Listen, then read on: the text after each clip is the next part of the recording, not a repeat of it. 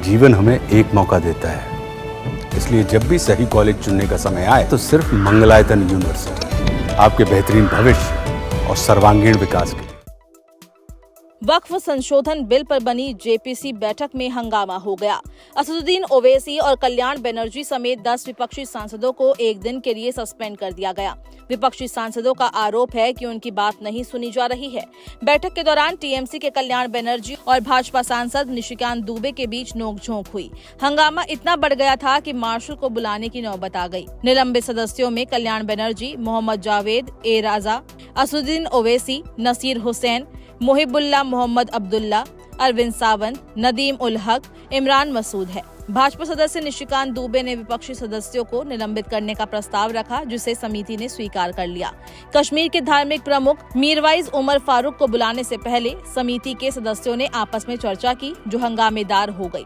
विपक्षी नेताओं ने दावा किया कि भाजपा दिल्ली चुनावों को ध्यान में रखते हुए वक्फ संशोधन विधेयक पर रिपोर्ट को शीघ्र स्वीकार करने पर जोर दे रही है।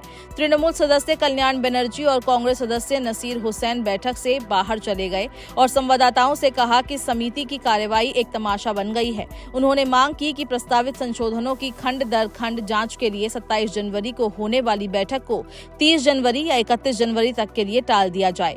जेपीसी की बैठक 27 जनवरी तक के लिए स्थगित कर दी गई है।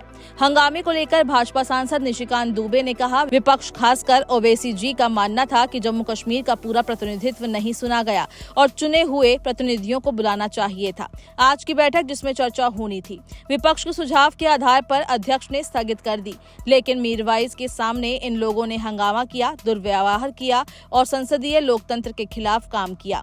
वहीं टीएमसी सांसद कल्याण बनर्जी ने कहा, हमने बार बार 30-31 जनवरी को बैठक आयोजित करने का अनुरोध किया, लेकिन हमारी मांग नहीं सुनी गई। जब हम कल रात दिल्ली पहुंचे, बैठक का विषय बदल दिया गया। पहले हमें बताया गया कि बैठक खंडवार आयोजित की जाएगी। टीएमसी सांसद ने आगे कहा, बैठक में जो हो रहा है वो अघोषित आपातकाल की कार्यवाही की तरह है। वे दिल्ली चुनावों के कारण चीजों को जल्दी करने की कोशिश कर रहे हैं। ये राजनीति से प्रेरित है। अध्यक्ष किसी की नहीं सुनते। ये जमींदारी की तरह है। वे विपक्षी सदस्य होने का कोई सम्मान नहीं करते। ये जेपीसी एक तमाशा बन गया है।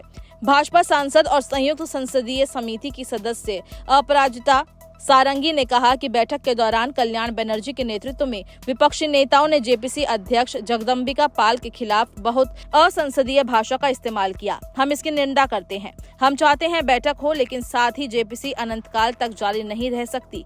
पूरी चर्चा समाप्त होनी चाहिए।